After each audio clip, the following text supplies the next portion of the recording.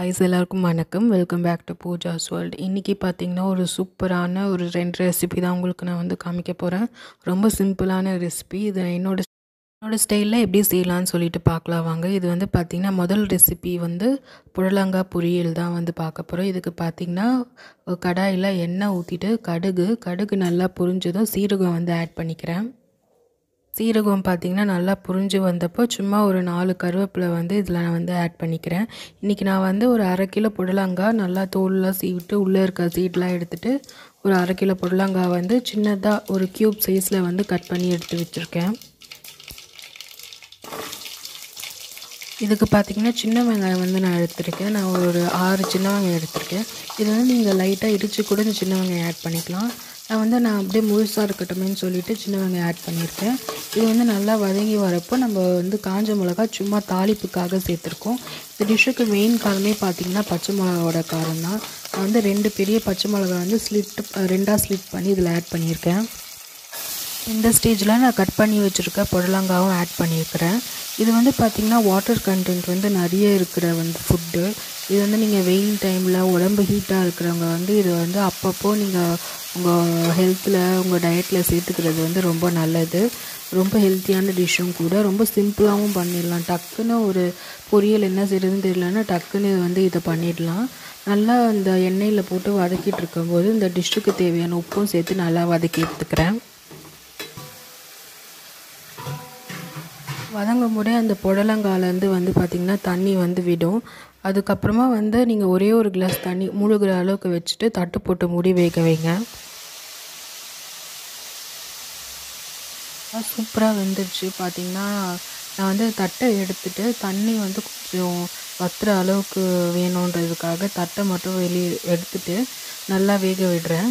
தண்ணிலாம் வந்து வற்றிடும். இதுக்கு பார்த்திங்கன்னா மெயினான இன்க்ரீடியண்ட்டே பார்த்திங்கன்னா தேங்காய் தான். தேங்காய் பூ வந்து நான் மிக்சரில் வந்து நல்லா அரைச்சி எடுத்துருக்கேன். நல்லா உதிரியாக அதில் வந்து நீங்கள் அந்த ப்ரௌன் கலரில் ஒரு ஓடு மாதிரி இருக்கும்ல அதை மட்டும் எடுத்துகிட்டு வெறும் அந்த வெள்ளை கலரில் இருக்க பல்ப் மட்டும் நீங்கள் எடுத்துக்கோங்க.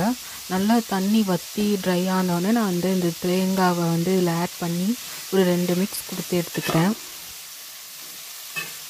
ஃபைனலாக கார்னிஷுக்கு பார்த்திங்கன்னா ஃப்ரெஷ்ஷான கருவேப்பிலை அதுக்கப்புறமா கொத்தமல்லியை வந்து நான் ஃபைனாக சாப் பண்ணி இதில் ஆட் பண்ணி ஒரு மிக்ஸ் கொடுத்து எடுத்துக்கிறேன். நீங்கள் லாஸ்ட்டாக கீ விடுறதுனால விட்டுக்கலாம்.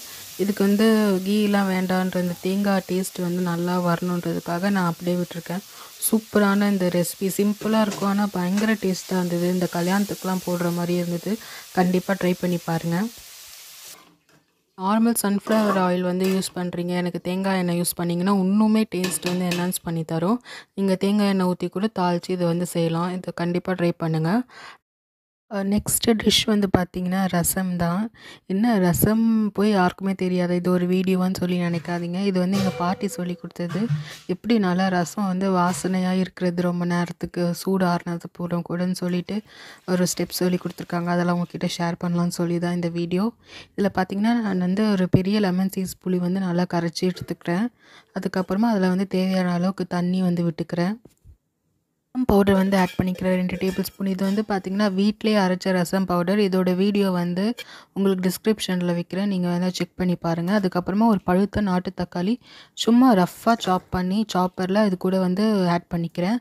அதுக்கப்புறமா பார்த்திங்கன்னா கொஞ்சமாக மஞ்சத்தூள், ஒரு பிஞ்ச் மஞ்சத்தூள் வந்து இதில் ஆட் பண்ணிக்கிறேன். அதுக்கப்புறம் இதுக்கு ஃப்ரெஷ்ஷாக என்ன தான் நம்ம ரசப்பொடி போட்டிருந்தா கூட ஃப்ரெஷ்ஷாக கொஞ்சம் மசாலா அரைச்சி போடணும். சீரகம் வந்து ஒரு டேபிள் ஸ்பூன், அதுக்கப்புறம் மிளகு ஒரு டேபிள் ஸ்பூன், அது கூடவே பார்த்திங்கன்னா பூண்டு சேர்த்து மிக்சியில் சும்மா ஒரு 2 பல்ஸ் மாதிரி கொடுத்து எடுத்துக்கிறேன். அதுவுமே இது கூட வந்து 2 டேபிள் ஸ்பூன் ஆட் பண்ணிக்கிறேன். இதுவே பார்த்திங்கன்னா உப்பு சேர்த்து கல் உப்பு சேர்த்து இதில் வந்து மிக்ஸ் பண்ணி எடுத்துக்கோங்க. அதுக்கப்புறமா ஃப்ரெஷ்ஷான கருவேப்பிலை வந்து இதிலே நீங்கள் வந்து போட்டுக்கோங்க. இது வந்து டேஸ்ட் வந்து இன்னும் என்ஹான்ஸ் பண்ணி தரும். நான் ஃப்ரெஷ்ஷான கருவேப்பிலை வந்து வாஷ் பண்ணி இந்த புளி தண்ணியில் எடுத்து வச்சுக்கிறேன்.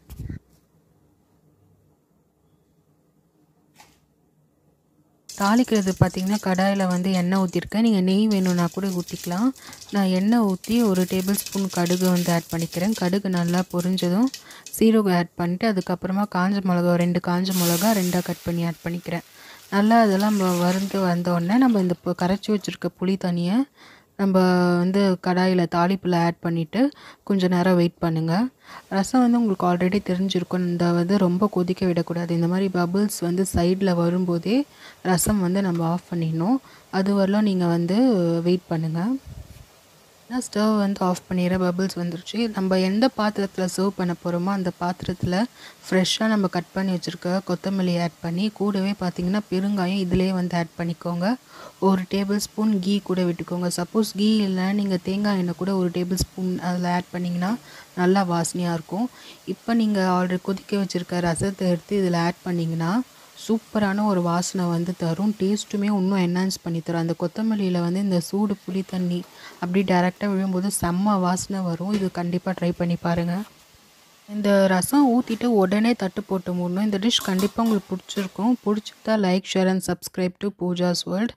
மறக்காமல் சப்ஸ்கிரைப் பண்ணி சப்போர்ட் பண்ணுங்கள்.